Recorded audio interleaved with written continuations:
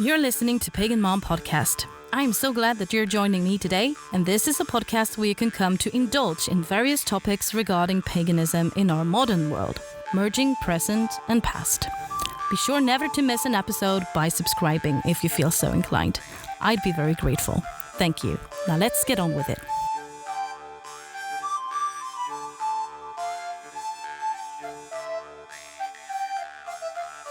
Welcome back to another episode, lovely listeners. This is your host, Pagan Mom, the Modern Vala. In today's episode, I'm gonna deep dive into the world of meditation. What is meditation? How do you do it? And what is the benefits with doing it? Well, all of those questions and many more I'm going to address in this episode. So place yourself in a cozy spot, light some incense and candles, and relax. So let's start with explaining what the word meditation actually means. It means contemplation, thinking deeply about something or focusing one's mind for a period of time. It's also a practice for getting to a certain state of consciousness as well as putting the mind to rest. It can be used for so many things and it becomes what you make of it really. It's a spiritual practice that is commonly used in Hinduism, Buddhism, Sikhism, and Jainism. But it is also very common amongst us pagans and other spiritual people to practice meditation in various ways and forms, for various purposes. So, how do you meditate? Meditation can be done in various ways and forms, and it can, for example, be in active form or passive form. Active meditation means that you are meditating while moving your body in some way. It can be while dancing, running, showering, in yoga class, walking, horse riding, gymming, anything that is activating your body basically in some way or form. Passive meditation is when you're being still and calm, not doing anything active, like sitting or laying in a comfortable position on the floor or somewhere outside, in your bed, a sofa, anywhere comfortable really, doing nothing basically. Both ways are good ways. And it all depends on what suits you the best. You don't have to choose just one way for doing it. You can, of course, alternate both. You don't have to always do it the same way. Some days you might feel the active form is the best choice, and some days you like the passive way better. It also depends on what your purpose is with the meditation, and that might determine if it's best done actively or passively. Some people feel only one way is best for them, and that's totally fine too. There's no rules. So try both out. There's no harm in that. I'm able to do both myself, and sometimes I find it easier to just get into the zone while doing something, and sometimes I feel more relaxed and such by just sitting still. It also depends on my intention and purpose that I have with the meditation that I'm gonna perform. If you're new to it and haven't tried it before, I would recommend you try to just still your mind for 5 to 10 minutes every day for a week. And maybe even longer. Stilling your mind is only one of many examples to do while meditating. And what I mean with stilling the mind is that you try to not think of anything at all. Not what you're gonna have for lunch, not what your hair looks like, or how gorgeous Jason Momoa is in Aquaman. Nothing. No thoughts, and then gradually increase the time each time you try to meditate. There's really no rules on how long one should meditate, though. It all depends on you, your intentions with the meditation, and ability to stay in the so-called zone. But generally, it takes a bit longer than maybe 5 minutes to do certain work. Another example on meditation purpose is to just relax and de-stress your body, mind, and soul. Just take some you time to rest. And if that is your intentions with the meditation, then 5 minutes can be just as good for a little mini break when you need it. There is also a third form of meditation, which is called mantra meditation. The word mantra is Sanskrit, and it actually means a tool for the mind. This form of meditation comes from the Buddhistic practices and can be very helpful for us pagans too in many ways, actually. And on the speak of Buddhism, as a modern pagan, it is in my opinion that we are free to use whatever practices that works for us to be able to achieve what we aim for, no matter where they come from. There's actually loads of more methods of meditation, but if I were to go through them all, it would be like half a day's episode, and that would be a bit too long, I think. And yeah, as I said, it all really depends on what you're doing it for. So let's talk about the different tools you can use in meditation. and it's really not necessary at all to use any type of tools while meditating, but it can, however, be helpful to use some type of tools, especially in the beginning of learning to meditate, or if you haven't been doing it for a very long time. It's definitely pretty awesome to use tools even if you're a pro and do it often, but you get my point. Those tools can really be anything that helps you get into the zone and focus your intentions. My suggestions on tools are crystals, incense, candles, herbs, tea, music, drums, and essential oils.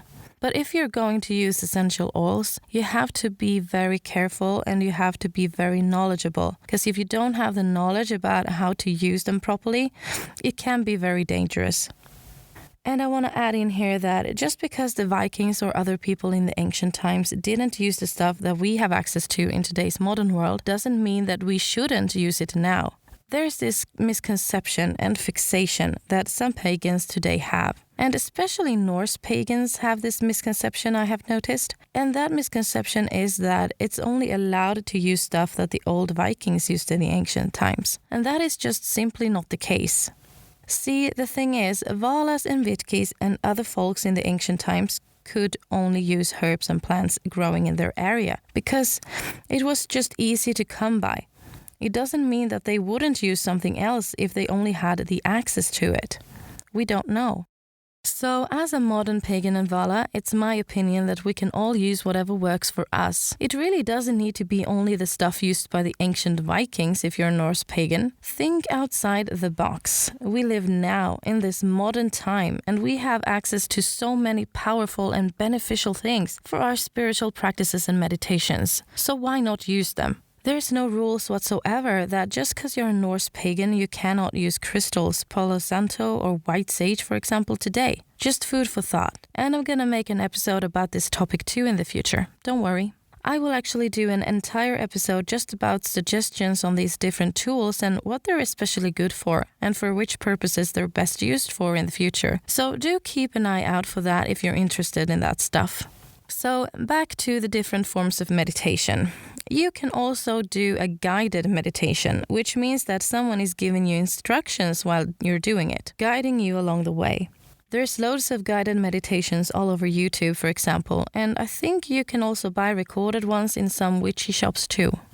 I will actually record some different guided meditations for you guys as well. And those will be available for all the royal members on my Patreon. So if you want to have access to that, consider to join the family and jump on my longboat. I'd be very honored if you decide to do so, and I always want to make the very best content for my family.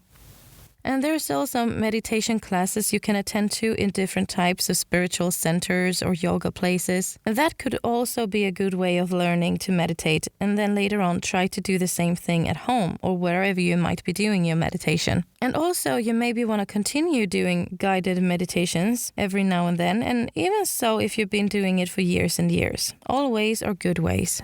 Nowadays, I seldom use any tools because I can quite easily get into the zone without anything, but it's not like that for everyone. But I do sometimes, and if I do, and if I'm doing a passive one, I like using crystals. And I usually have a big chunk of raw crystal holding it with both my hands, or polished palm stones as they are called, in each hand, which is crystals that are polished to fit the palm of your hands perfectly. I use different crystals depending on what my intentions and goals are with the meditation that I'm performing. I also like to use incense that I either make myself or sticks that is bought, but I am kind of picky when it comes to that stuff and I only buy one specific brand, which is Goloka.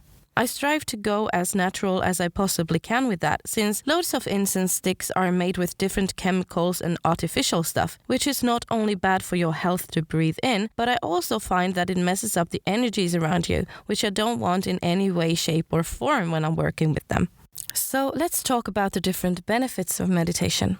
And there's loads of good reasons you should meditate actually. It's good both physically and mentally. And it's good for reducing stress, for example. And stress is such a big destroying factor in our lives on all different planes. And just taking 5 minutes to meditate on a stressful day at your lunch break can do so much for you.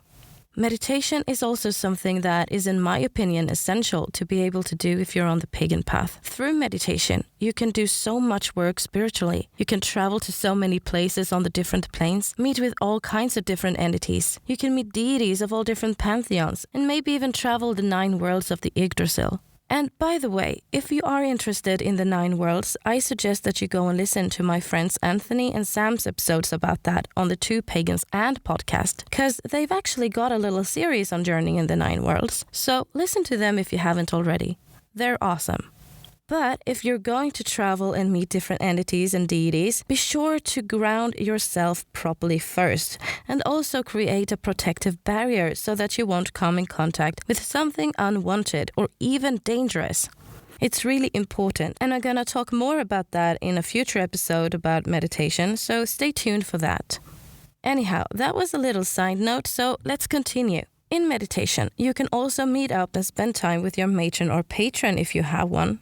Or 2. And side note again, on the speak of matron patron, I just want to remind you of some of the things that I said in my matron patron episode, because it's so important that you all remember this. And if you haven't already listened to that episode, I just want to take this opportunity now as well to tell you all once again and remind you that it's not a bad thing if you don't have a matron or patron, and it's not required to have one to walk the pagan path. Far from everybody does, and not everyone is meant to have one.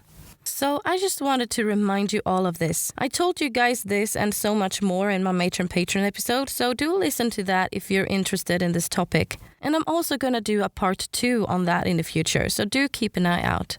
Okay, so back on track. You can do all those things that I said before in meditative state, and you can also do some shadow work, and just loads and loads of more stuff. There really are no limits to what you can do when you're meditating. This episode has now reached its end, and I hope that you have enjoyed it, and I'm so thankful that you all have chosen to spend some of your valuable time with me. If you enjoy my content, then consider to follow, share, subscribe, and all that jazz, and join the family. If you want to donate to support me in this pod, then consider becoming a member of the family on my Patreon. There's loads of goodies there, and if you're curious on pictures, then check out my newly created Instagram and follow me there.